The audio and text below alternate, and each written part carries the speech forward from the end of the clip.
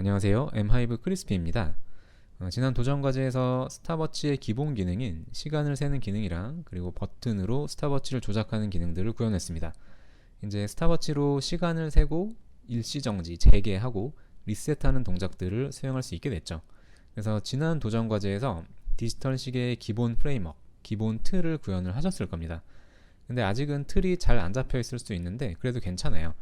이게 처음부터 또 너무 구체적으로 기틀을 잡고 시작하려다 보면 오히려 진행이 더 더딜 수도 있고, 지금은 모드가 하나밖에 없어서 코드 구조를 어떻게 잡아야 될지 감이 좀 안 올 텐데요.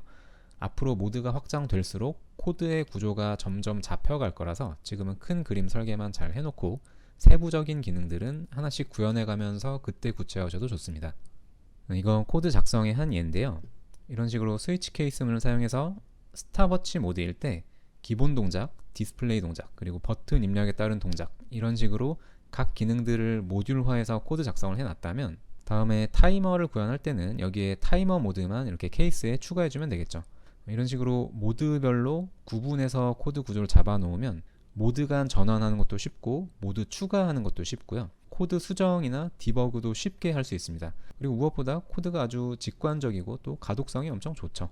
그래서 이렇게 코드 구조를 잡아놓고 모드를 하나씩 이렇게 추가해 나가다 보면 코드의 일관성이 생기고 코드 이해하기도 쉬워지니까 이런 식으로 코드를 작성하는 습관을 들이시는 게 좋습니다. 다시 지난번에는 스탑워치 시간을 7 세그먼트에 표시했기 때문에 시간의 일부밖에 표시를 못했죠. 이번 도전 과제에서는 출력 장치를 캐릭터 LCD로 변경해서 스탑워치 시간을 전부 다 표시를 하고 또 랩타임 저장하는 기능까지 구현해서 스탑워치 모든 기능을 완성합니다.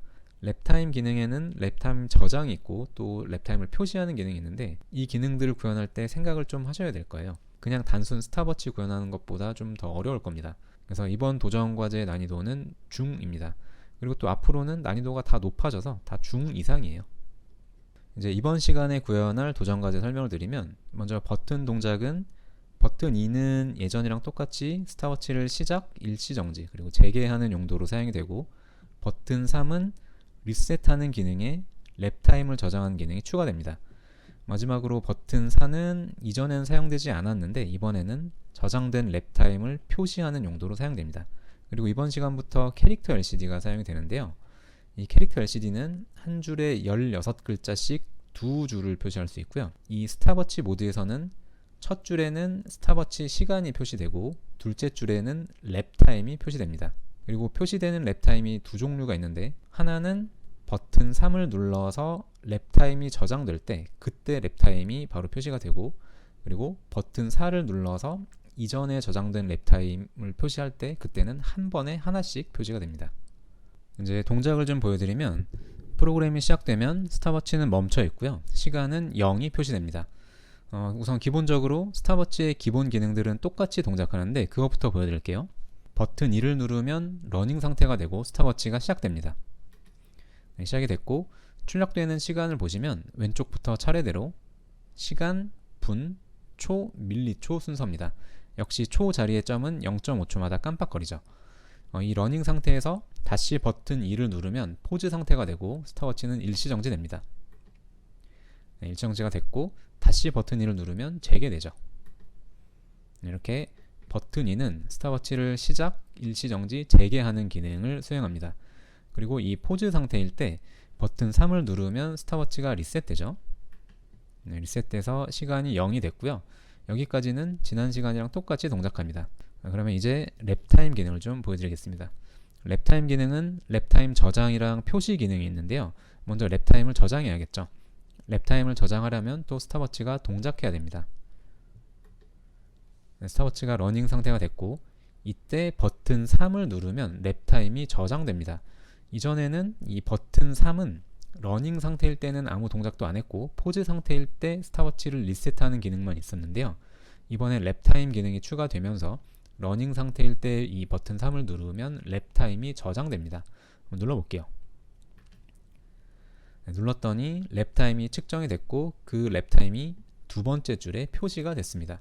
이 둘째 줄에 표시된 데이터를 보시면 먼저 LP1은 랩 1, 첫 번째 랩타임이라는 걸 의미하고 그 뒤에 시간은 당연히 랩타임을 의미하겠죠.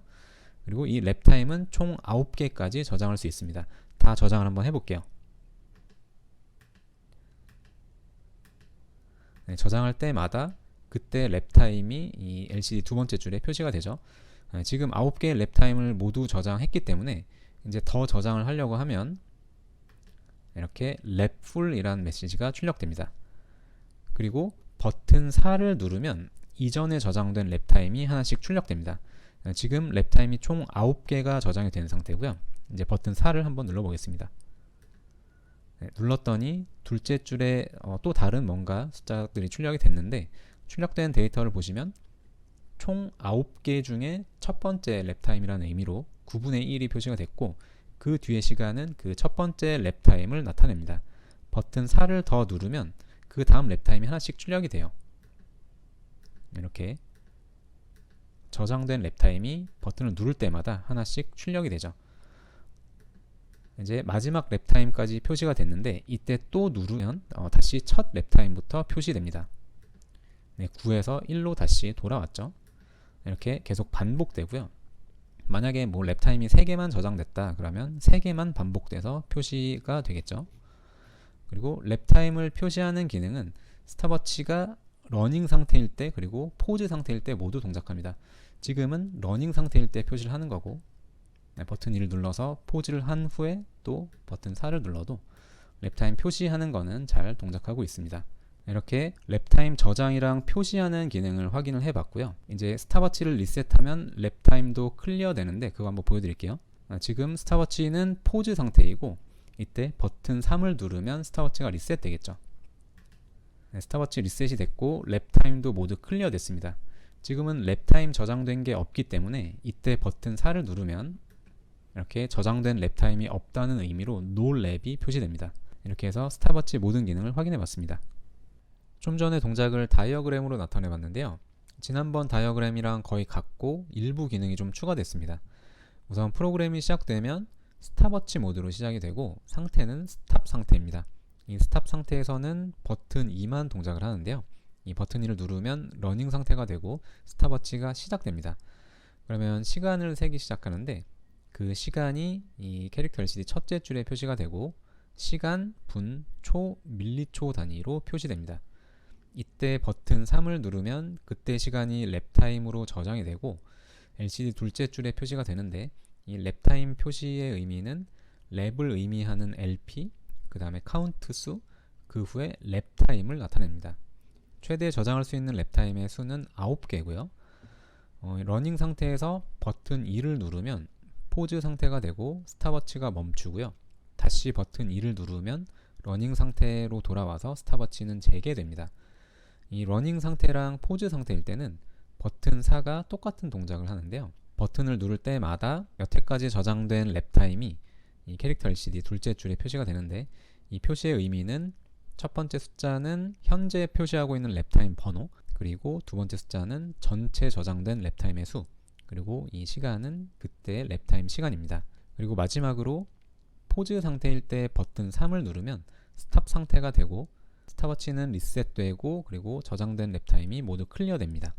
글로도 좀 설명을 드리면, 이번 도전 과제는 지난번에 구현한 스탑워치 정보들을 캐릭터 LCD에 표시하고 그리고 랩타임 기능을 추가하는 겁니다.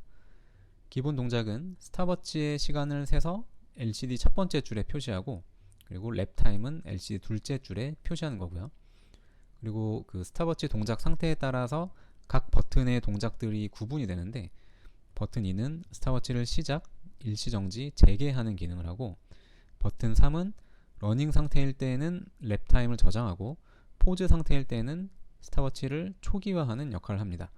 그리고 버튼 4는 러닝이랑 포즈 상태일 때 모두 저장된 랩타임을 출력하는 역할을 하죠. 이 도전 과제의 키포인트는 역시 이 동작 상태나 모드에 따라서 같은 버튼을 누르더라도 다른 동작을 하도록 구현하는 거고, 또 캐릭터 LCD의 각 줄에 언제 어떤 데이터를 출력할 건지를 정하고 또 구현하는 거겠죠. 이번 도전 과제의 필수 요구사항은 저번이랑 비슷한데요.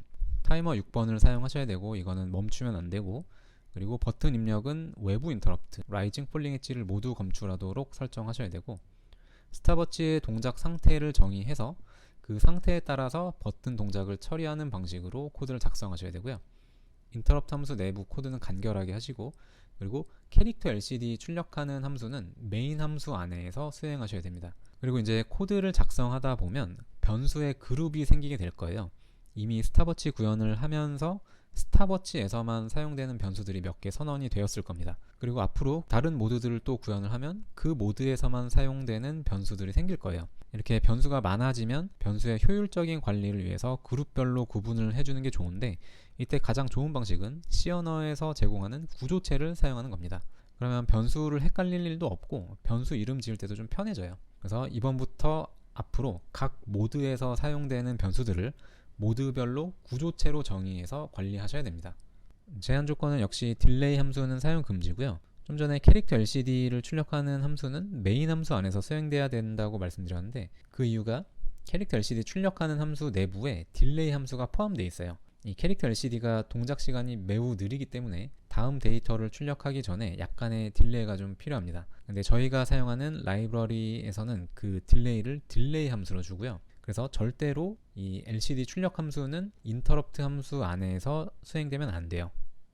이제 이번 도전 과제를 잘 수행을 하시면 코드의 기틀이 조금씩 잡히기 시작할 거고, 다음 기능을 추가할 때 어떤 식으로 추가해야겠다는 그런 감이 오기 시작할 건데요. 근데 감이 아직 안 와도 괜찮고, 나중에 이 7번부터 또 새롭게 모드들을 추가하게 되는데, 시계 모드 구현하면서 더 구체적으로 틀이 잡히게 될 거예요. 이 모드들을 구현하기에 앞서서 먼저 하드웨어 구동부들을 더 구현하게 되는데, 다음 시간에는 버튼을 누르는 시간에 따라서 버튼 입력 그 액션들을 다양화하는 것을 구현합니다. 그러면 이 영상이 도움이 됐다면 하단에 좋아요와 구독 부탁드리고, 저는 다음 시간에 뵙겠습니다. 감사합니다.